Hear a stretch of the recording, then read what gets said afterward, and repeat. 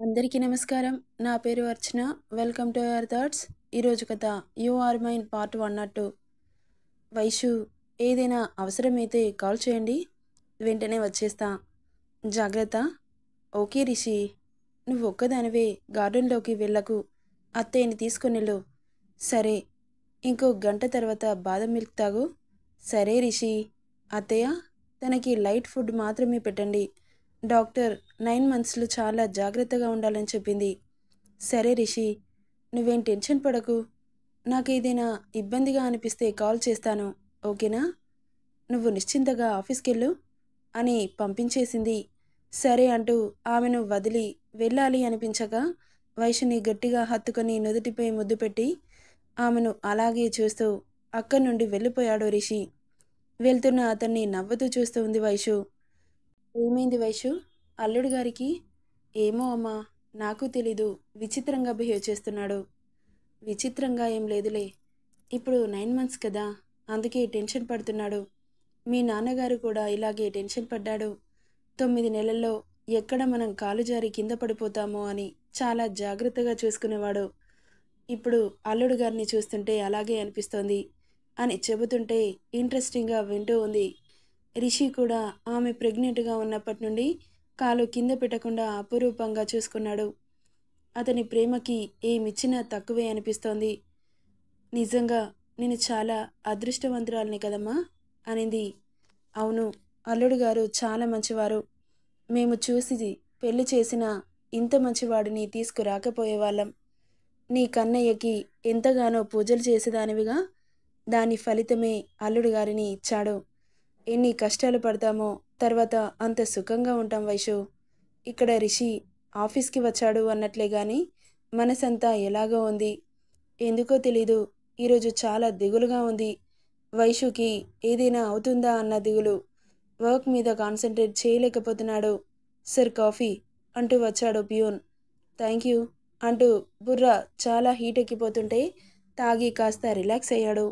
కాసేపు వర్క్ ఏదో చెయ్యాలి అన్నట్లు చేసి అక్కడ ఉండబుద్దవ్వక మనసు వైషు మీదకి వెళ్ళిపోతుంటే క్షణం కూడా ఆలస్యం చేయకుండా అక్కడి నుండి ఇంటికి బయలుదేరాడు. ఇక ఇంటికి వెళ్ళిన రిషి కార్ పోర్టికోలో ఆగిందో లేదో సెక్యూరిటీ పరిగెత్తుకుంటూ వచ్చి, అమ్మగారికి పెయిన్స్ వస్తున్నాయని అర్జెన్సీగా ఇప్పుడే హాస్పిటల్కి తీసుకెళ్లారు సార్ అనగానే, వాట్, నువ్వు చెప్పేది నిజమా అంటూ టెన్షన్గా అడిగాడు. అవును బాబు. సరే అంటూ వెంటనే కార్ని హాస్పిటల్ వైపు తిప్పాడు. అప్పటి వరకు బాగానే ఉన్న వైషు తను తింటుండగానే పొట్టలో మెలిపెట్టినట్లు ఒక్కసారిగా పెయిన్ రావడంతో ఆ అంటూ అరిచి చేతిలో ఉన్న ప్లేట్ని కింద పడేసింది. కిచెన్లో ఉన్న బ్రహ్మరాంబ పరిగెత్తుకుంటూ వచ్చి కూతుర్ని గట్టిగా పట్టుకొని, ఏమైంది వైషు అని కంగారుగా అడుగుతుంటే తనకి మాట్లాడడానికి కూడా రావట్లేదు. వెంటనే డ్రైవర్ సహాయంతో హాస్పిటల్కి తీసుకెళ్లారు.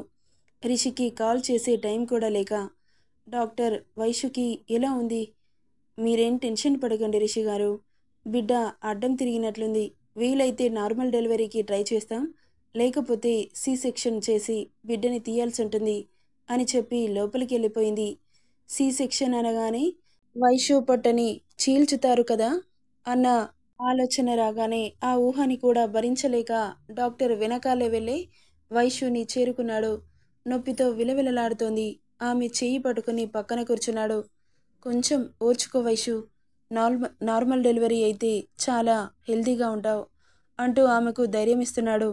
ఒక్కసారి మన బిడ్డ గురించి ఆలోచించు, తన కోసం ఓర్చుకోరా అని లాలనగా తల నిమురుతుంటే ఓర్చుకోవడానికి ట్రై చేస్తూ ఉంది. డాక్టర్స్ పొట్టపై చేపెట్టి బేబీ మూమెంట్స్ ఎలా ఉన్నాయో చూస్తున్నారు. తల కింది వైపు ఉంటే డెఫినెట్గా నార్మల్ డెలివరీ అవుతుంది, అలా కాకుండా అడ్డంగా ఉంటే సి సెక్షన్ చేయాల్సి ఉంటుంది అని చెప్పింది. చాలా టెన్షన్గా ఆ కొన్ని గంటలు గడిచాయి. చివరికి నార్మల్ డెలివరీ అయ్యి పాపకి జన్మనిచ్చింది వైషు. వైషు అలసిపోయి అలాగే కళ్ళు మూసుకుంది. ఆమెను గట్టిగా హత్తుకొని, ఎంతో భరించావు, యు ఆర్ సో గ్రేట్ అంటూ ఆమె వెన్ను నిమిరాడు. రిషి గారు, కంగ్రాట్స్. అసలు నార్మల్ డెలివరీ అవుతుందో లేదో అని నేను టెన్షన్ పడ్డాను. మీరు చాలా గ్రేట్. మీ భార్యకి బూస్టప్ ఇచ్చి చాలా ఎంకరేజ్ చేశారు. మీరు లేకపోతే డెలివరీ చాలా కష్టంగా మారేది. ఇదిగోండి మీ కూతురు అంటూ కూతుర్ని తీసి రిషి చేతిలో పెట్టింది. అప్పుడు చూశాడు పాపని. చాలా క్యూట్గా ఉంది. లైట్ పింక్ కలర్లో, ముట్టుకుంటే మాసిపోతుందేమో అన్నంత క్యూట్గా ఉంది. తన చిట్టి అరచేతుల్ని బొటన వేలితో నిమురుతూ తనని రెప్ప వేయకుండా చూస్తున్నాడు. నా కూతురు అనుకుంటున్న ప్రతిసారి ఏదో తెలియని ఆనందం, హ్యాపీనెస్ మునిపెన్నడూ అనుభవించలేదు. చాలా కొత్తగా అనిపిస్తోంది. ఎంతలా అంటే మాటల్లో చెప్పలేనంత. నిజంగా తండ్రి అయితే ఇంత గర్వంగా ఉంటుందా నా కూతురు అని తెగ సంబరపడిపోయాడు రిషి. మళ్ళీ మా అమ్మ నా కూతురుగా పుట్టింది అమ్మా అంటూ తనని గుండెలకి అదుముకున్నాడు. అతడి గుండె మామూలుగా కొట్టుకోవట్లేదు, 100 స్పీడ్లో వెళ్తోంది. చిన్నగా నుదుటి మీద పెదాలు తాకించాడు. ఎక్కడ ముట్టుకుంటే అక్కడ ఎర్రగా మారుతోంది. తెలియకుండానే కళ్ళల్లో నీళ్లు చేరాయి రిషికి. అవి ఆనందంతో వచ్చిన కన్నీళ్ళు. అల్లుడు గారు అంటూ వచ్చింది. తన పిలుపుకి లోకంలోకి వచ్చాడు రిషి. అత్తయ్య, మీకు మనవరాలు పుట్టింది అంటూ తన చేతిలో పెట్టాడు. భ్రమరాంబ సంతోషానికి అవధులు లేకుండా పోయాయి. కాసేపటికి స్పృహలోకి వచ్చిన వైశ్యుని చూసి దగ్గరికెళ్ళాడు రిషి. పాపని తన చేతిలో పెడుతూ, మన కూతురు వైశ్యు, మళ్ళీ అమ్మే పుట్టింది. నిజంగా I'm so happy. Thank you Vaishu, thank you so much అంటూ ఆమెను మనస్ఫూర్తిగా హత్తుకొని కూతుర్ని తన చేతిలో పెట్టాడు. థ్యాంక్స్ నాకెందుకు రిషి, నేను నీకు చెప్పాలి ఇంత ప్రేమగా చూసుకుంటున్నందుకు అనింది వైశ్యు. నువ్వు నా ప్రాణమే. నిన్ను చూసుకోకపోతే ఇంకెవరిని చూసుకుంటాను చెప్పు. ఇంత అందమైన జీవితాన్ని నాకు ఇచ్చావు. నువ్వు లేకపోతే నా లైఫ్ శూన్యం తెలుసా. నువ్వు వచ్చాకే జీవితంలో రంగులొచ్చాయి. అప్పటి వరకు రిషి అంటే జస్ట్ మనిషి అంతే. వాడి లైఫ్ నథింగ్. ఇప్పుడు రిషేంద్రవర్మకి ఒక ఫ్యామిలీ ఉంది, భార్య, కూతురు. ఇంకేం కావాలి చెప్పు. ప్రేమగా చూసుకునే భార్య ఉంటే ఒక మగాడి జీవితం రంగులమయమవుతుంది అంటూ పాపని వైశ్యుని చూస్తూ గర్వంగా చెబుతాడు. చూడ చక్కనైన ఫ్యామిలీ. అప్పుడు ఫిల్ అనిపించింది రిషికి. అంతలో కెవ్వమని కేక పెట్టింది బేబీ.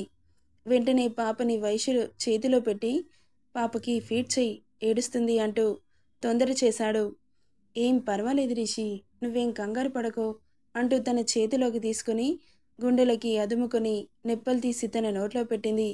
చిట్టి పెదాలు నోట్లో పెట్టుకోవడానికి అవస్థపడుతూ ఏడుస్తూ ఉంది పాప. చూస్తున్న రిషికి చాలా క్యూట్గా అనిపించింది. ఏమైంది తల్లి అనుకుంటూ ఇద్దరు చాలా కష్టపడ్డారు పాపకి ఫీడ్ చేయించడానికి. చాలాసేపటికి దిగ్విజయంగా పాప నిప్పలు పట్టుకొని తన చిట్టి పొట్ట నింపుకోవడంలో మునిగిపోయింది. పాప అలా తాగుతుంటే నిజంగా ఆ ఫీలింగ్ మాటల్లో చెప్పలేనిది. కళ్ళు మూసుకొని ఆస్వాదిస్తోంది వైశ్యు. వాళ్ళిద్దరినీ చూడ్డానికి 2 కళ్ళు చాలట్లేదు రిషికి. అలాగే చూస్తూ ఉండిపోయాడు. అంతలో డాడీ అనుకుంటూ పరిగెత్తుకుంటూ వచ్చింది రిషిక. తన పిలుపుకి ఈ లోకంలోకి వచ్చి తల తిప్పి చూశాడు. యమ సీరియస్గా కనిపిస్తోంది. నడుముకి చేతులు పెట్టుకొని ఆమెను చూడగానే చాలా నవ్వొచ్చింది. ఏమైంది బేటా, నేనే నీతో మాట్లాడను పో. నాకు చెప్పకుండానే మమ్మీని హాస్పిటల్కి తీసుకువచ్చారు. నువ్వు కూడా నన్ను పట్టించుకోకుండానే హాస్పిటల్కి వెళ్ళిపోయావు. నేను గుర్తు రాలేదా డాడీ. అయ్యో అది కాదు బేటా, మమ్మీకి చాలా పెయిన్ వచ్చింది కదా, టెన్షన్లో వచ్చేశాను అంటూ ఎత్తుకొని ముద్దు చేశాడు. నీకొక సర్ప్రైజ్ ఇవ్వనా అన్నాడు. ఏంటి, కళ్ళు మూసుకో అనగానే చిట్టి కళ్ళని మూసింది. ఇప్పుడు తెరువు అన్నాడు. కళ్ళు తెరిచి చూసిన తనకి చిట్టి చెల్లెలు కనిపించింది. వావ్ డాడీ, తను నా చెల్లెలా. అవును బేటా, తను నీ చెల్లి. ఎంత క్యూట్గా ఉంది, సో క్యూట్ అనుకుంటూ పాప చెయ్యి తీసుకుని ముద్దు పెట్టుకుంది రిషిక. వైషు రిషికని చూసి నవ్వుతూ తన తలపై ముద్దు పెట్టింది. మమ్మీ, చాలా పెయిన్గా ఉందా అడిగింది బాధగా. లేదు బేటా, నువ్వు కనిపించావుగా, ఆ పెయిన్ అంతా మాయమైపోయింది అని చెప్పింది. లేదు మమ్మీ, నువ్వు అలా చెబుతున్నావు కానీ నీ ఫేస్ నాకు చెబుతోంది చాలా నీరసంగా ఉన్నావు. నిన్ను అలా చూస్తూ ఉండలేకపోతున్నాను. రెస్ట్ తీసుకో మమ్మీ, చెల్లెల్ని నేను ఆడిపిస్తాను కదా, ఇటివ్వు అంటుంటే అయ్యో వద్దు బేటా, చిన్న చెల్లెలు కదా, నీకు ఎత్తుకోవడానికి రాదు, కాస్త పెద్దగా అయ్యాక ఎత్తుకుందు గాని అంటూ బుజ్జగించాడో రిషి. రిషికని అలాగే చూస్తూ ఉండిపోయింది వైషు. ఇక అప్పుడే లోపలికి వచ్చాడు నరేంద్ర.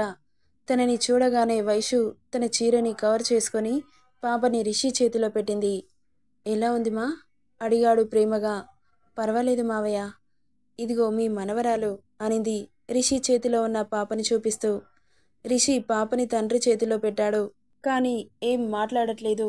కొడుకు చెయ్యి పట్టుకొని ఇంకా నా మీద కోపం పోలేదా నాన్న అన్నాడు. తమరు చేసింది చిన్న తప్పునా కోపం పోవడానికి? నువ్వు నన్ను అపార్థం చేసుకుంటున్నావు నాన్న. మీ అమ్మంటే నాకు చాలా ఇష్టం. తనని నేను ఎందుకు చంపుతాను చెప్పు? మీ అమ్మే తనకి డిసీజ్ ఉందని వేరే పెళ్లి చేసుకోమని చెప్పింది. ఒట్టు వేయించుకుంది. అందుకే పెళ్లి చేసుకోవాల్సి వచ్చింది అంటూ చేతిలో ఉన్న పాపని ఎత్తుకున్నాడు. తండ్రి మాటలకి తనని అలాగే చూస్తూ ఉండిపోయాడు. రిషి మనవరాలిని చూస్తుంటే గర్వంగా అనిపించింది నరేంద్రకి. రే రిషి, కంగ్రాట్స్ రా అంటూ పరిగెత్తుకుంటూ వచ్చారు గగన్, రోహిత్, దాత్రి, పూజ. థ్యాంక్ యూనే అనింది. అబ్బా, పాప మాత్రం అచ్చం రిషిలాగే ఉందే. నీ పోలికలు ఒక్కడి కూడా దానికి రాలేదు అనగానే, ఏంటి నా కూతురికి నా పోలికలు రాక ఇంకెవరి పోలికలు వస్తాయి? తండ్రి పోలికలు వస్తాయమ్మా. ఆడపిల్లలకి తండ్రి పోలికలు రావాలి, అబ్బాయిలకి తల్లి పోలికలు రావాలి. నిజంగా చాలా క్యూట్గా ఉంది, అచ్చం రిషిలాగే అంటుంటే, లేదు పూజ, వైషులాగే ఉంది అన్నాడు వైషుని అలాగే చూస్తూ. నవ్వింది చిన్నగా. ఇక ఆ రోజు ఫ్రెండ్స్కి చిన్నగా ట్రీట్ ఇచ్చాడు రిషి. ఆఫీస్లో కూడా బోనస్ ప్రజెంట్ చేశాడు. ఇంకా హాస్పిటల్లో 3 డేస్ ఎలా గడిచిపోయాయో కూడా తెలియలేదు. వైష్యుని తీసుకుని ఇంటికి వచ్చాడు రిషి. భ్రమరాంబ ఇల్లంతా శానిటైజ్ చేయించింది. పాపని ఎత్తుకుని వైషు చెయ్యి పట్టుకుని లోపలికి అడుగు పెడుతుంటే, ఆగండల్లుడు గారు, దిష్టి తీస్తాను అంటూ భ్రమరాంబ ముగ్గురికి దిష్టి తీసి లోపలికి రమ్మని చెప్పింది. వైష్యుని తీసుకుని లోపలికి వెళ్ళాడు రిషి. నెక్స్ట్ ఏం జరుగుతుందో నెక్స్ట్ పార్ట్లో చూద్దాం. ఈ స్టోరీ ఎలా ఉందో కామెంట్ చేయండి friends. Thank you for listening.